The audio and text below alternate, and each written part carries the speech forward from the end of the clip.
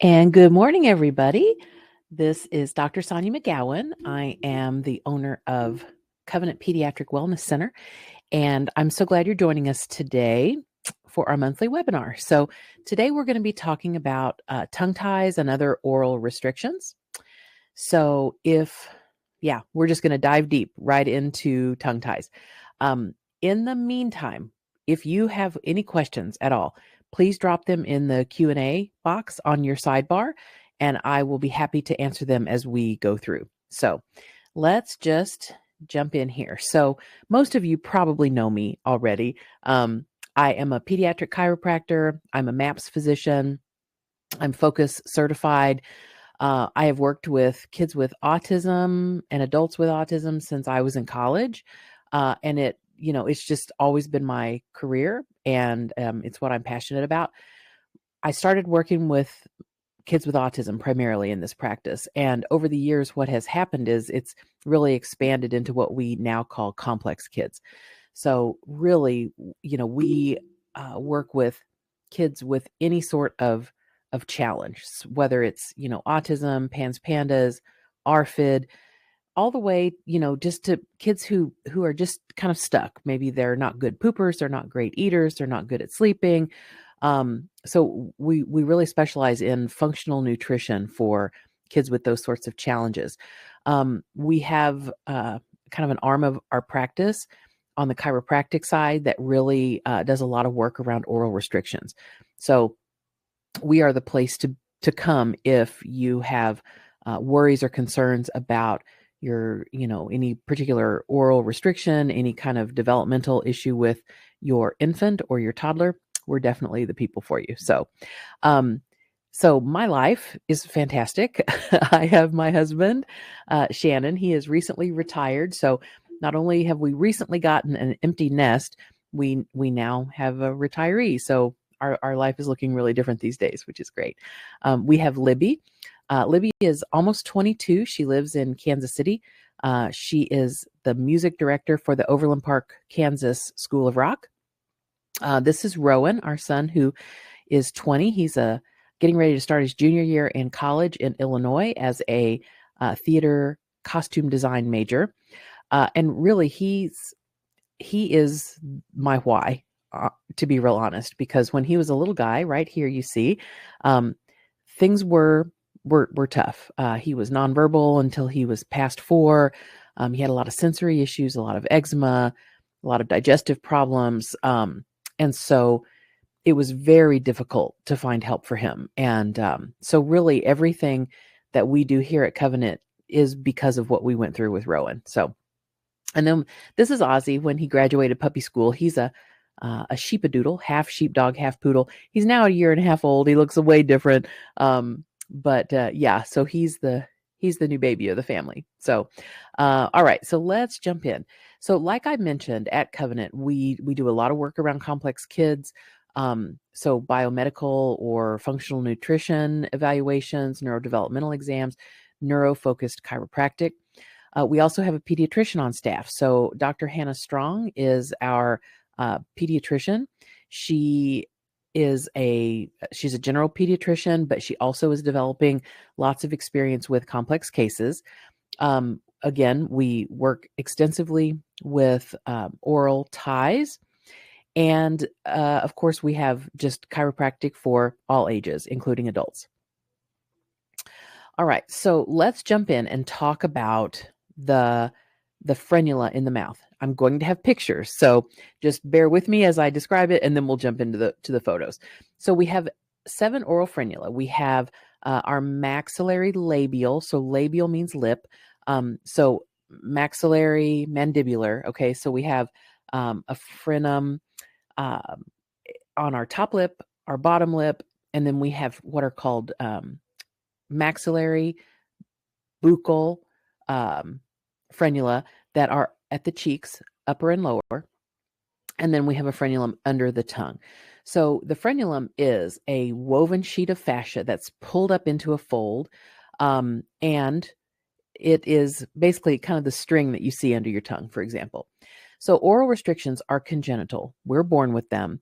And basically what happens is when a fetus is forming, we sort of start as a blob, right? And then we differentiate tissues. And sometimes the tissues in the mouth don't completely differentiate. So what ends up happening is those frenula can be abnormally short, they can be abnormally tight.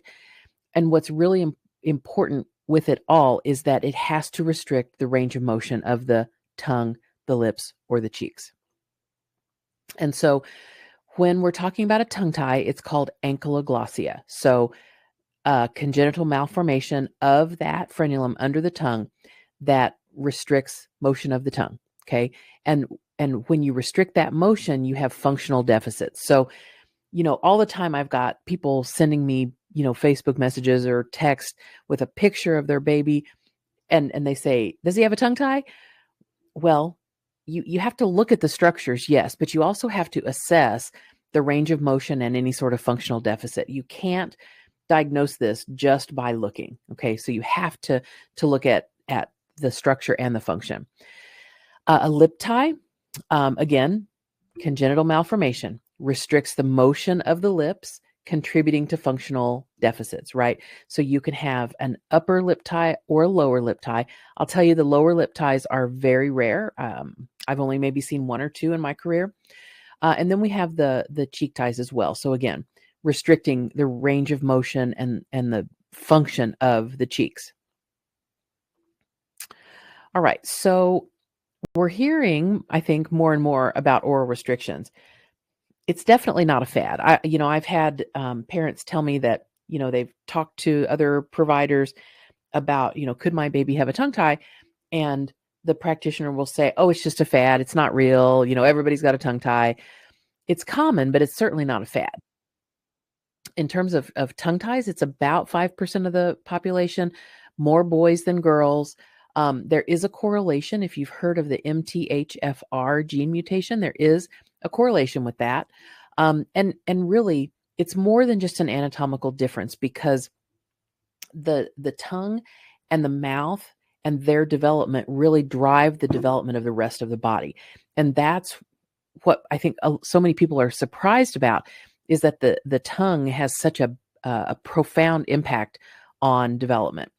And just as a side note, I've never seen a lip tie without a tongue tie, but sometimes we see tongue ties without lip ties. So we look very carefully at all 7 of those frenulum to make a determination. All right, so the tongue is a big player in neurological development. So it is, as you know about babies, right? Babies do all their exploring early on with their mouths, right? So early experiences with nursing and oral exploration drive the formation and the refinement of nerve connections, right, to the brain. So the tongue is a key sensory organ. It gives lots of essential feedback to the brain. That's why babies mouth everything, right? That's how they're learning and exploring their environment. So the tongue contributes to the development of proprioception. That means knowing where your body is in space. It helps us fine-tune our motor control, which then impacts our broader neurological development. And so, as you can only imagine, the tongue's role in speech production is tightly linked to language processing in the brain. And so when the tongue can't move appropriately, it can change the way those pathways are developed. And when this happens, it will create challenges with sensory processing. It creates challenges with both fine motor and gross motor coordination. Of course, it's going to definitely impact speech and language development, and then broader cognitive functions as well. So what happens in the mouth is very, very impactful for the rest of the body and brain's development. So if a baby or child has impaired function of the tongue, so if the tongue is restricted, it cannot move appropriately, cannot function appropriately, we will see problems with breastfeeding and just feeding in general, swallowing, breathing, facial muscle coordination, and then vagal nerve tone. So you're hearing all kinds of things on social media about the vagus nerve and how to settle down your vagus nerve. What we see in kids with oral ties is they have a lot of vagal nerve tone disruption.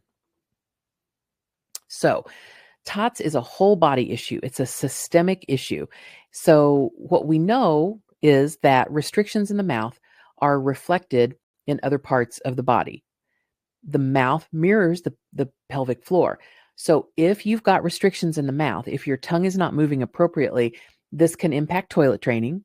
And then eventually, as people get older, it can cause issues around menstruation. It can cause painful intercourse. It can cause erectile dysfunction in adult men. So, really, identifying and addressing oral restrictions early in a child's life really prevents a whole lifetime of challenges. The tongue also connects to the chest and the diaphragm.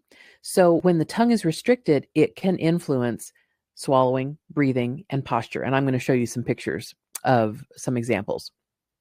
So when I say that oral restrictions are a whole body issue, this is what I mean.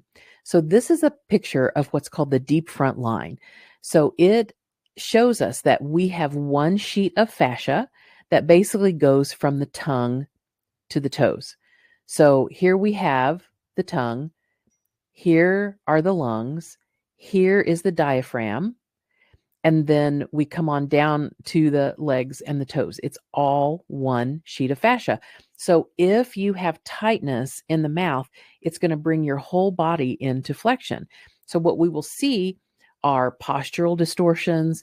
We will also see kids who have toeing in or pigeon toes because that flexion draws their toes in and generally impacts their posture into flexion as well. So a tongue tie can cause what? Lots of things. So these are some possible effects of an unreleased oral tie. So by oral tie, I mean lips, cheeks, or tongue. So generally, these are kids or adults with sleep disruptions. They have mood issues. Often, especially in younger kids, we see hyperactivity. We generally will see orthodontic issues, and we'll talk more about that as we go through here. But it's very common for these kids to have very high, narrow palates, to have teeth that are crowded. Kind of on the other side of it, we will see kids with a big gap between their two front teeth.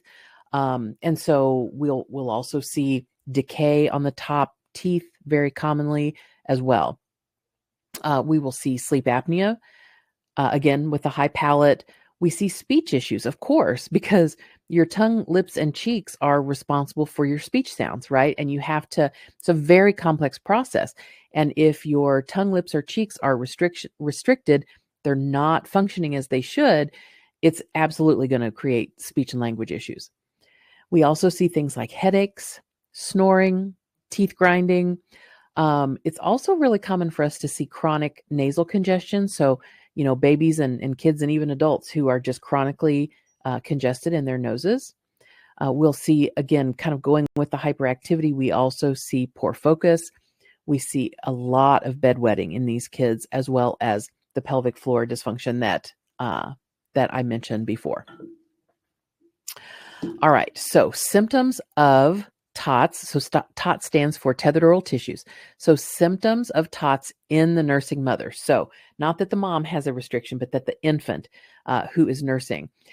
This is symptoms that the mother will show that her baby may have some restrictions. So we see a lot of symptoms around the nipples when she's nursing. So they're creased or flattened or blanched. So they kind of turn white, or they become, so when baby comes off the breast, we'll see that the nipple is lipstick shaped.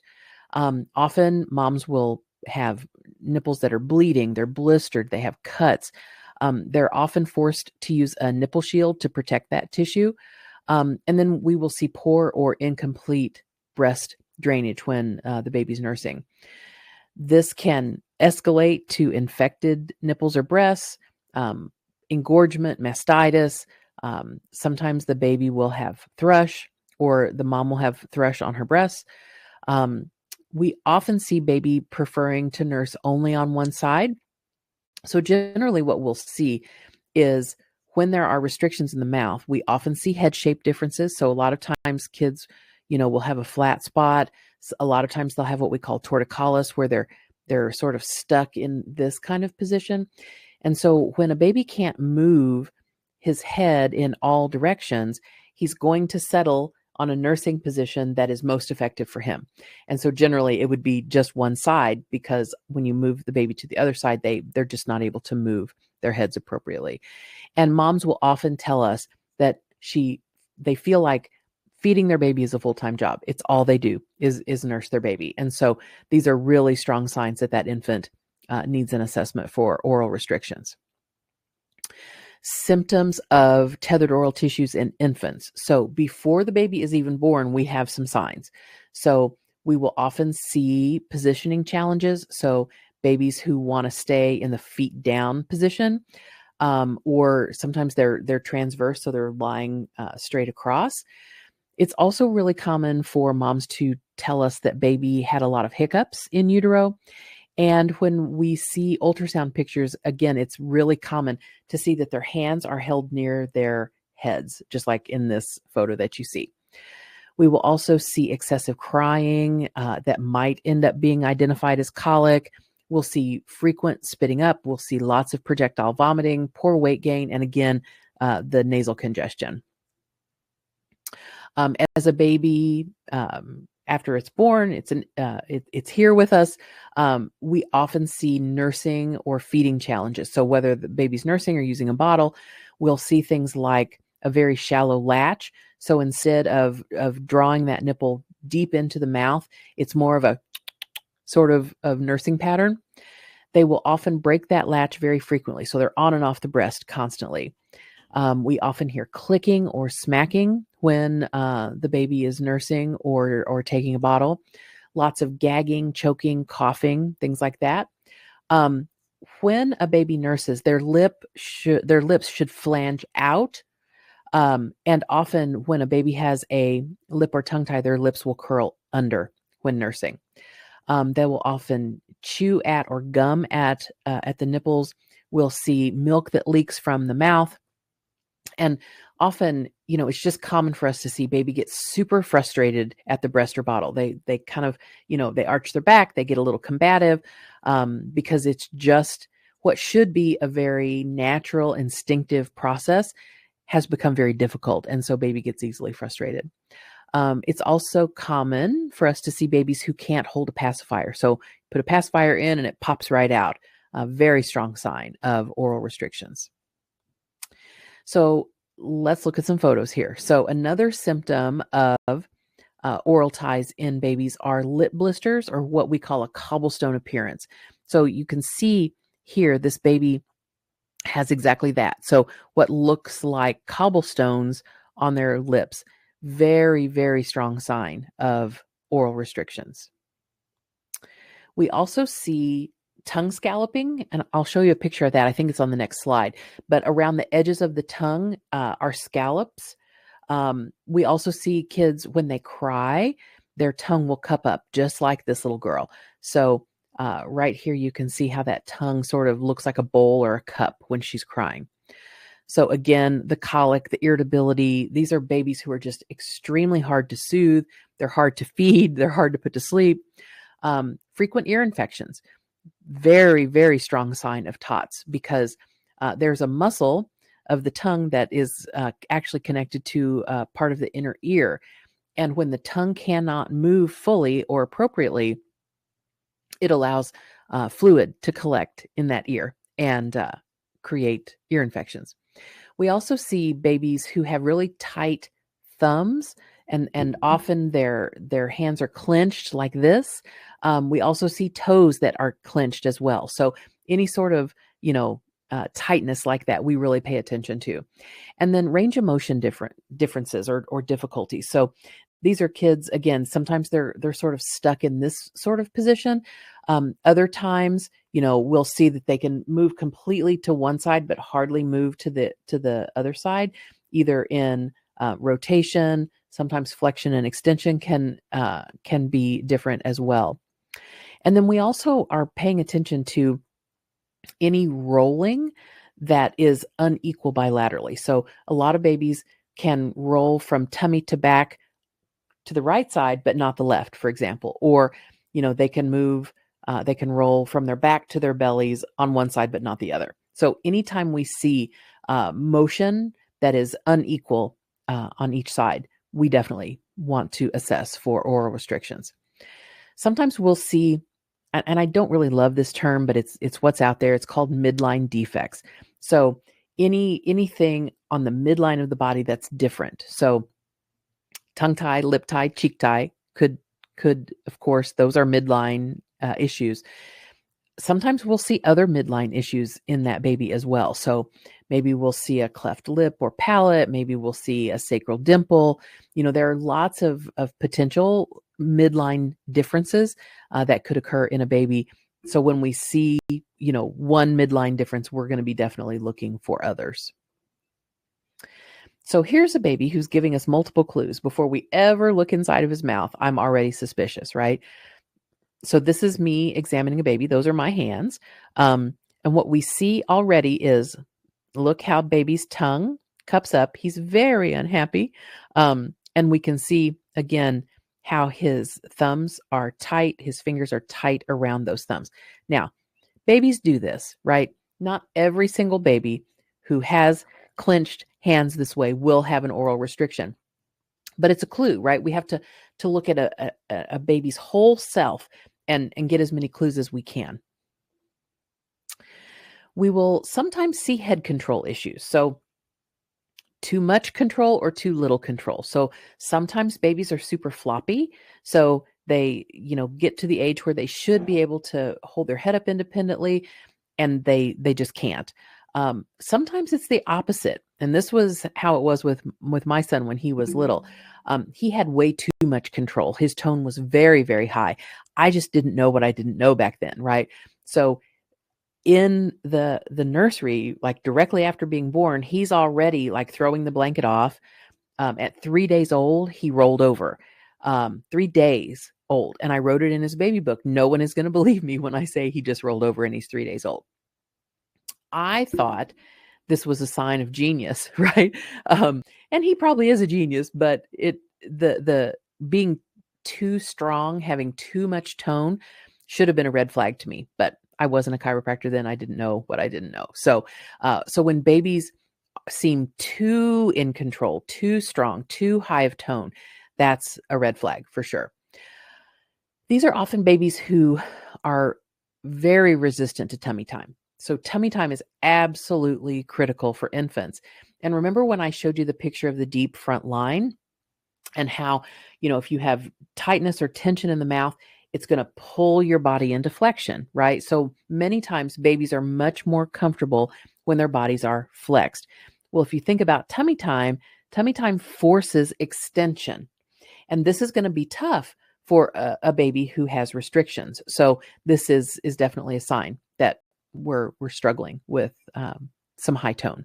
So again, the tone and tension differences that we talked about. And sometimes we'll see differences in facial development. So for example, we'll see something like this baby. It's what we call a retrognathic jaw. So when the lower jaw sits back in relation to the upper jaw, that's an issue. And I'm going to show you some pictures in a second of kids who their face is asymmetrical. So one side of the face is bigger, one eye is bigger or higher. Maybe the nose is not completely symmetrical, and it's all related to what's happening in the mouth. So again, with the asymmetry, sometimes it's the face, the eyes, the nose, the mouth. Sometimes it's the head. So we see lots of babies who have head shape differences. So like this little gal, you can see the back of her head is very prominent. Sometimes we see that. Sometimes we'll see where the front, one side of the forehead is very prominent, and then kind of the opposite side in the back is flat. Sometimes we'll see, a flat spot on the very back of the head. So anytime a baby's head is not perfectly symmetrical, we're definitely going to be exploring oral restrictions. And then the torticollis that I mentioned. So when a baby is stuck like this, sometimes that happens as a result of birth trauma. Sometimes it is because of oral restrictions. We will also see milestone challenges, right? So everything builds on itself. So if we've got a kid who doesn't want to participate in tummy time, if they, can't turn their head equally bilaterally, they can't roll, to both sides, it's going to create some challenges meeting their milestones appropriately. And again, the frequent ear infections that we talked about already. And so sometimes we'll see certain compensations in babies. So instead of, for example, crawling on all fours, like you think about, these are kids who will maybe push with one foot, or maybe they'll army crawl. So they're still moving, which is great, but they're making some compensations for a normal movement pattern that they should have. A lot of times we'll see postural issues again. So, kids maybe who are stuck in flexion, or they have one high shoulder, or their head is persistently turned to one side. We'll see tongue movement differences. So like this baby, we'll see a persistent tongue thrust. Again, with cupping, like we talked about, when babies cry, their tongues will cup. We will also see different differences in the way that the roof of their mouth is shaped. So the palate should be nice and wide, right? And the shape of the palate is determined by the placement of the tongue. So if the tongue is not resting on the roof of the mouth, what will happen is that roof of the mouth will become narrow, and we call it vaulted, so very high. We'll see dental issues. So if a child is old enough to have cut some teeth, we'll often see erosion, particularly in the front, those front teeth. And we'll see what's called a diastema, or a gap between the two front teeth.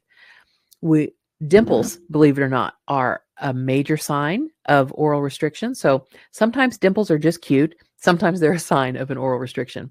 And then we should always breathe through our noses. And so any baby or child who persistently breathes through their mouth, that's a problem. We need to figure out why. And so as kids get older, we see some evolving sorts of symptoms. So these are kids who tend to be messy eaters. They can't move their tongues appropriately, or their lips, or their cheeks. And they also tend to have poor awareness, strength, and stamina of those structures as well. So because of that, they're doing things to make their eating experience more successful, a little bit more easy. So they'll do things like drink excessively, because if you can't move your tongue, lips, and cheeks appropriately, it's very hard for you to chew a food and then gather it all into a ball to be able to swallow, right? So if you use your drink, it helps you organize what's in your mouth and get it on down your throat. These are kids who will dip a lot. So lots of ranch, lots of ketchup, right? It slicks it up and makes it easier to swallow and control. These are often kids who will just graze. They don't want to sit down and just eat a meal. They want to just sort of eat all the time, because just like nursing or taking a bottle, eating your meal should be easy and instinctive. And for kids with oral restrictions, it's very tiring. It takes a lot of concentration. It takes a lot of strength and stamina to eat your food. And it's easy to run out of energy and stamina when you're eating a regular meal. So it's easier to just have a little bit here and a little bit there. It helps you kind of manage that difficult process a little easier. These are kids who choke or gag easily. They often spit food out. They have trouble eating from a spoon, particularly when there is an upper lip tie. So if you think about, if you're having ice cream or yogurt or something off of a spoon, you use that upper lip to clean the bowl of the spoon. And if your upper lip can't stretch that far, it creates issues eating from a spoon. These are kids who eat really slowly. Sometimes they'll end up with food packed in their cheeks because they just don't have the tongue motion or control to clean those areas of the mouth. They often avoid certain foods. So often parents will say, he won't eat meat of any kind. Meat is too difficult, or he won't eat anything crunchy. So, if you think about like a potato chip, when you eat it, it crumbles into lots of pieces, or like raw broccoli, for example, it goes into many, many small pieces. And if you don't have the skills to be able to gather all that food together and swallow it, you're going to avoid those foods. It takes way too much energy to try to manage that. And so they'll avoid certain foods, but then they prefer easy foods. So things like mashed potatoes or mac and cheese, right? So things that are soft and easy to manage. These are kids who will often have reflux and other digestive complaints like constipation. Um, Many times they have poor weight gain, right? Because eating is a challenge. Often these are kids who can't close their lips together at rest. They have a chronic raspy voice sometimes. Often they'll have poor saliva management because, again, it takes an awareness and it takes the ability to be able to control those areas of your mouth to be able to manage your saliva. These are kids who will have oral habits. So, 5 years old still with a pacifier, for example, or all the time, needing a lot of oral input, things to chew on. And again, the scallop tongue that we talked about before. So here is sort of an example of a scallop tongue. So you can see how these edges kind of go in and out. This tongue is a mess, I'll tell you that right now. They probably have sleep disordered breathing. They probably have some nutrient deficiencies, but definitely that scalloping is telling me your mouth is not big enough for your tongue. And so that's why you end up with the indentions from your teeth on the tongue. So in toddlers and kids, we often see sleep challenges. So they're restless sleepers, they're breathing through their mouths, they're snoring. They often have what we call parasomnias. So maybe they walk in their sleep, maybe they're talking in their sleep, lots of bad dreams, things like that. Often, again, we see bedwetting, we see disordered breathing, mouth breathing, often an open mouth posture. So we should not function with our mouths open all the time. Now, if you've got a cold and you can't breathe through your nose, it's a temporary thing. That's different. These are kids who just always have an open mouth posture. Pretty common for us to see things like anxiety and attention problems as well. So when we talked about postural distortions, right? So here we have a little gal, her head is in rotation and lateral flexion. See that high shoulder on this side, the high hip on that side, and how her foot flares. And her whole body's kind of a twist, right? So major postural differences with her. So as kids, again, get older, we see frustration with communication. They're often difficult for others to understand. They're falling behind in their production of speech sounds. And it's super common for us to hear kids use a baby talk or baby voice. And then we'll see articulation or fluency issues. So lisps and omissions. Sometimes we'll see things like stuttering. And sometimes as kids get older, they know certain words are harder for them to say or harder for them to be understood. So they'll avoid certain words completely in conversations or certain situations. So here are some more postural examples. So this little gal, this is a mild case of what we call torticollis. So again, it's that lateral flexion with some stuck in rotation. So you can see that she definitely has some rotation and lateral flexion in her head. Probably a little bit of a retrognathic jaw too, because you can see that crease right there under her lip. And with this little gal, you can see some minor asymmetry. So you can see that this cheek is just a little bit bigger. Her mouth is a little crooked. This eye is higher than this eye, and this eye looks like it's a little bit more forward. So these are both kids with oral restrictions. So in older kids and adults, often we'll see what's called a forward head posture. So, their persistent posture is head forward. Sometimes we'll see a head tilt or a high shoulder or other postural distortions. We see lots of shoulder and neck tension, lots of anxiety, headaches, and these are generally people who are not very flexible. So if you, again, think about that deep front line, you've got oral restrictions, it's pulling you into flexion. It's going to be hard to be flexible in any other direction, like extension. Sometimes we'll see gastrointestinal symptoms. We'll see pelvic floor dysfunction or pain. We'll see gals who talk about, very difficult periods. And believe it or not, this impacts your body's ability to detoxify as well. One of the other signs we see in older people is what we call an inferior sclera. So see how under the colored part of the eye, we can see the white of the eye under here. You should not really be able to see that. And so when the jaw does not develop appropriately because the tongue is not in the appropriate spot. What will happen is this upper jaw is underdeveloped, and when that is underdeveloped, it generally means that the person's tongue is resting too low, so it changes the way their face develops, their cheeks and both jaws. And when this happens, it will kind of draw the face down, and then that's what lets you see the whites under kind of on that bottom part of the eye. So let's look at some pictures. This is the fun stuff. So labial frenulum, remember, is your lip, so upper or lower. So we're looking at the upper lip of this little gal. This is normal. So we don't really see that frenulum on this child at all. Here you can definitely see it, but where it inserts is nice and high on that gum line. As opposed to this child, see how that frenulum has a wide base and it comes down all the way to the bottom of the gum line. That is not normal, okay? It's restricted. And when we kind of look at this to do an exam, we pull that upper lip up. And when we do that, the upper lip should completely cover the nostrils. And you can see neither child has that. So already I'm thinking this child, each of these kids needs a release. Here we have, again, that wide base, really, really thick frenulum that comes all the way down to the gum line and wraps around.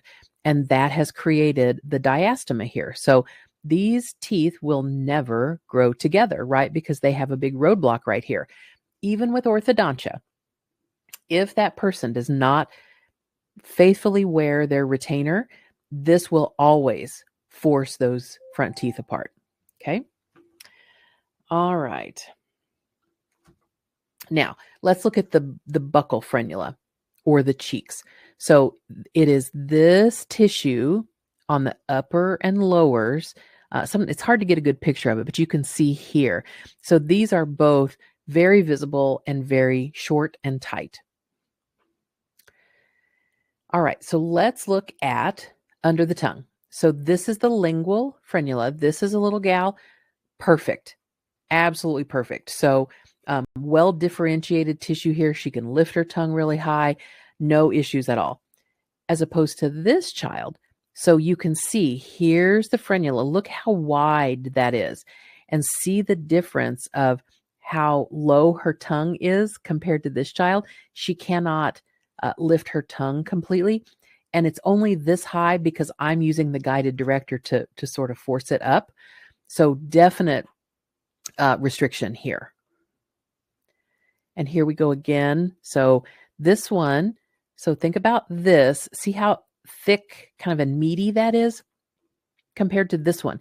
This is thin, which is different, but it's very tight. So this is as far as that child can lift their tongue.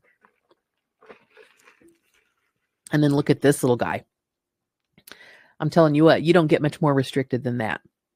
So this is a very, very severe tongue tie with this child. Now, this little gal,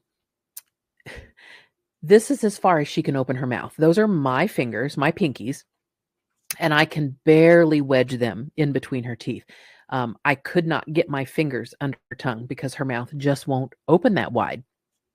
And so you can see she's already got some dental alignment issues. And you can tell by looking at her, she just has a very narrow roof of her mouth. So again, a pretty significant tongue tie for this little gal.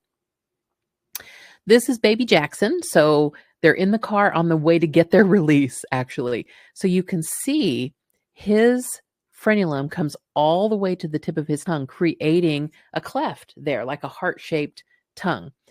So he had a lot of trouble with language and articulation, speech. He was very, challenging to understand. This was immediately after the release, so you can already see the difference. His tongue is still notched because it just takes time for that tissue to evolve. But I tell you, he's fully understandable now, a couple years later.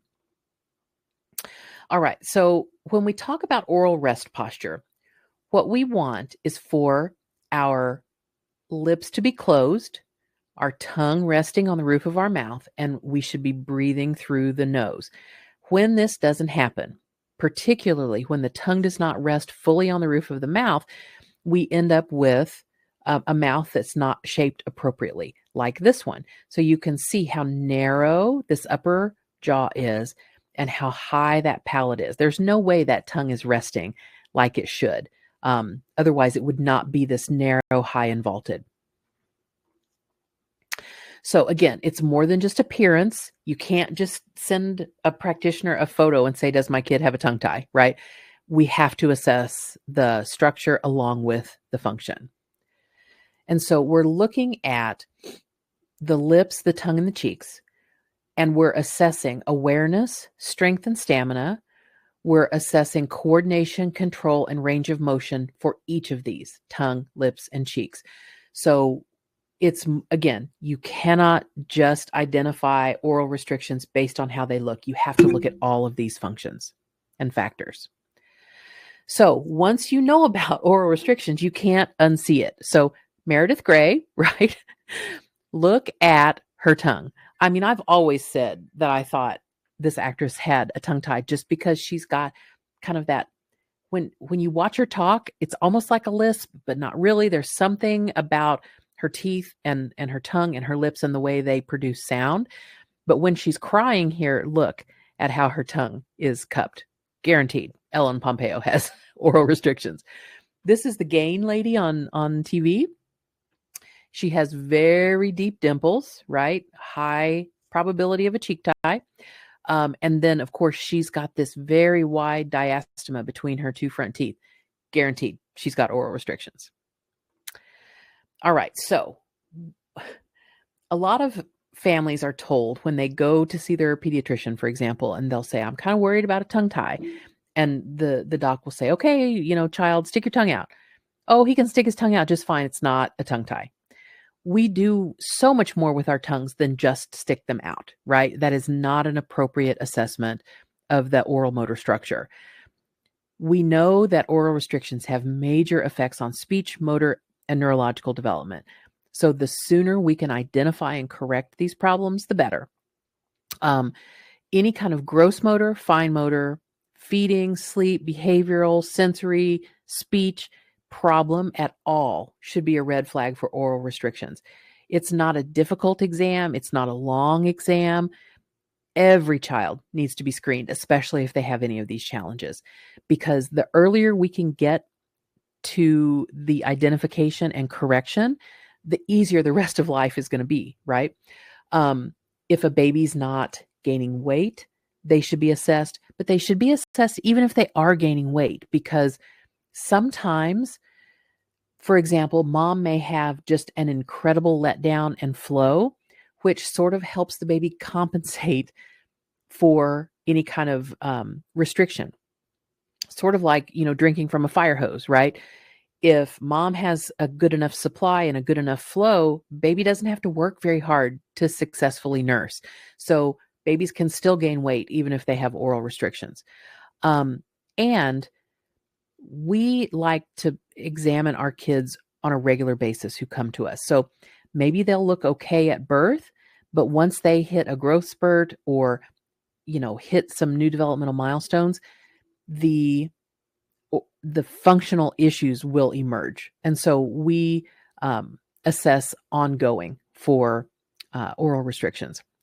And this should just be considered for all kids. Everyone, all babies and kids need to be examined for this, but especially for those who aren't progressing as quickly as you would expect.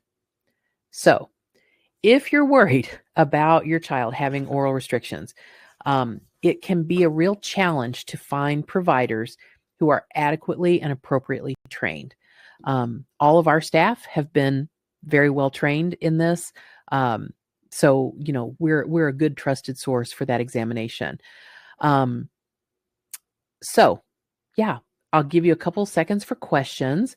In the meantime, I'll tell you about our next webinar. It will be July 18th.